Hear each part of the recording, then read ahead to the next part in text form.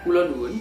Assalamualaikum warahmatullahi wabarakatuh. Wilujeng siang, wilujeng pepanggihan malih wonten Gladhen basa Jawa. Wonten ing pasinaon menika kula badhe ngaturaken tetunggal alat peraga kang bisa digunakake kanggo refleksi pembelajaran sawise pasinaon cekap. Yaiku menika wujudipun monopoli refleksi punakawan. Alat peraga menika kula aturaken dhateng sedaya siswa kagem refleksi pembelajaran menawi pasinaon sampun cekap. Dados materinipun sampun cekap, siswa menika biasanipun saged nglajengaken kanthi kuis soal-soal utawi tanya jawab. Wonten ing mriki saged kula wujudaken nggunakake alat peraga monopoli refleksi. Carane gawe monopoli ingkang sepisan yaiku gawe desain langkung rumiyin wonten ing Word. Menika isine banjur dicetak utawa diprint. Banjur dikethoki nganggo gunting.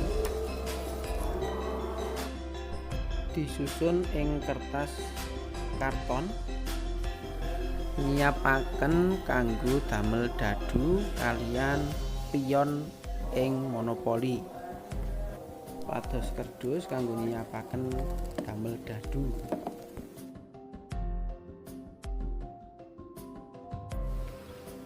Menika hasilipun saking damel monopoli refleksi punakawan. Alat peraga punika saged digunakake kanthi cara mekaten. Sadurunge siswa-siswa kabeh miwiti dolanan monopoli iki kudu ngerti luwih dhisik tanda-tanda kang ana ing monopoli iki. Sepisan ana mangkat dhisik bali gasik. Pralambang iki minangka gegambaran animasi saking Gatotkaca tokoh wayang sing duweni swiwi kang bisa mabur. Pralambang ing kene digunakake kanggo miwiti dolanan monopoli menika, lajeng bisa digunakake kanggo mulih utawa mungkasi dolanan iki.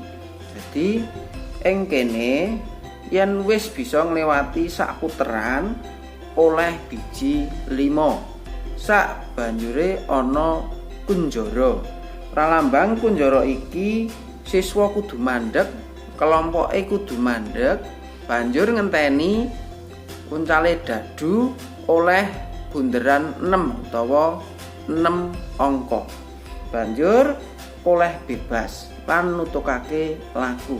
Ananging yen durung oleh bunder 6 tesih kudu ana ing kunjara. Ana gunungan iki minangka pralambang omah.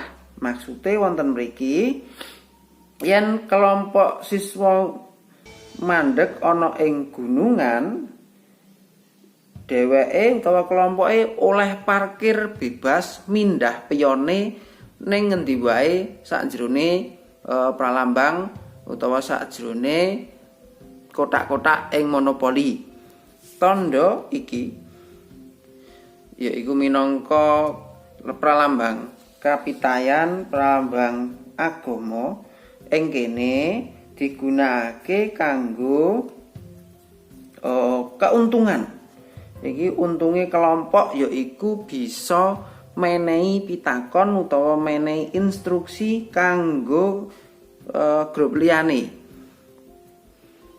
Ning kene yen bisa menehi pitakon oleh biji 3, banjur sing diwenehi pitakon utawa instruksi yen ra iso jawab diwenehi biji kurang 1 utawa minus 1. Wonten pralambang untung kalian buntung menika kula pendhetaken saking manga Jaba menika aksara Jawa kanggo pangarep-arep. Dados ing mriki saged diartekake pitakon utawa keuntungan kuwi iso dijawab buntung utawa untung, yaiku isine ngenani pitakon saking guru. Yen bisa njawab pitakone iki bonuse langsung biji 5. Ananging yen ora iso njawab bijine mboten tambah mboten suda.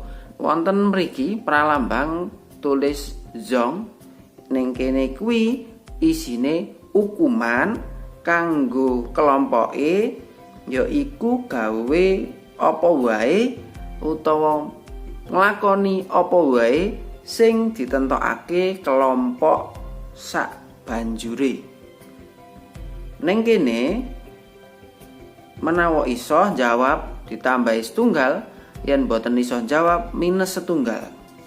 Tandha ingkang kathah yaiku tandha pitakon menika isine ngenani pitakonan sing ditulis kalian guru. Menika yen iso jawab bener ketambahan skor kalih, menawa salah disuda setunggal. Tandha seru isinipun instruksi saking guru menika menawa bisa bener ditambahi kalih skore, yen salah dikurangi setunggal. Instruksi iku isine kados mekaten. Lelagon suwe ora jamu. Dados kelompok ingkang mandheg wonten ing tandha instruksi, kelompoke kudu lelagon sesarengan suwe ora jamu. Banjur ana ing tandha pitakon, siswa buka soale, buka pitakone.